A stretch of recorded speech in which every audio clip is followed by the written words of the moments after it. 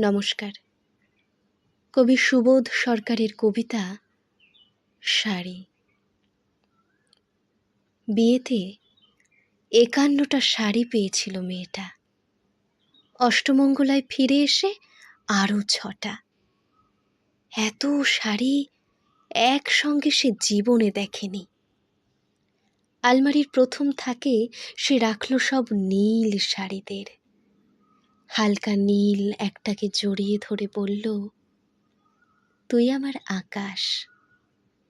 দ্বিতীয় থাকে রাখল সব গোলাপিদের।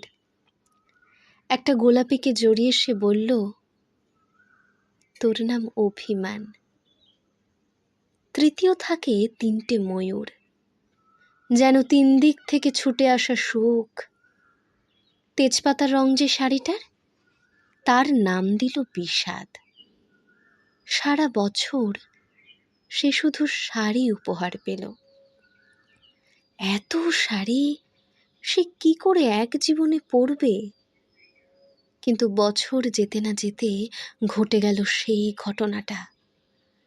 সন্ধ্যের মুখে মেয়েটি বেরিয়েছিল স্বামীর সঙ্গে চাইনিজ খেতে। কাপড়ে মুখ বাঁধা ৩টি ছেলে এসে দাঁড়ালো। স্বামীর তলপেটে ঢুকে গেল ১২ ইঞ্চি।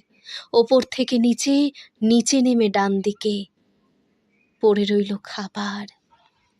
চিলি ফিশ থেকে তখনও ধোঁয়া উঠছে।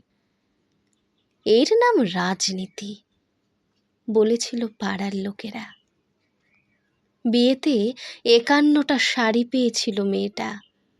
অষ্টমঙ্গলায় ফিরে এসে আরও ৬টা।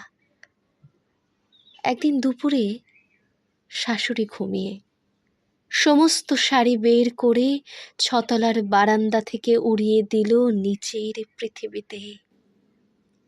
শাশুড়ি পরিয়ে দিয়েছেন তাকে সাদা থান। ১৯ বছরের একটা মেয়ে, সে একা। কিন্তু সেই থানও এক ঝটকায় খুলে নিল ৩ জন।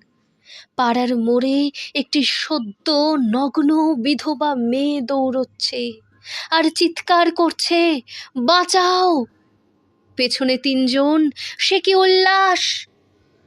নির্বাক পাড়ার লোকেরা। বিয়েতে ৫১টা শাড়ি পেয়েছিল মেয়েটা। নমস্কার।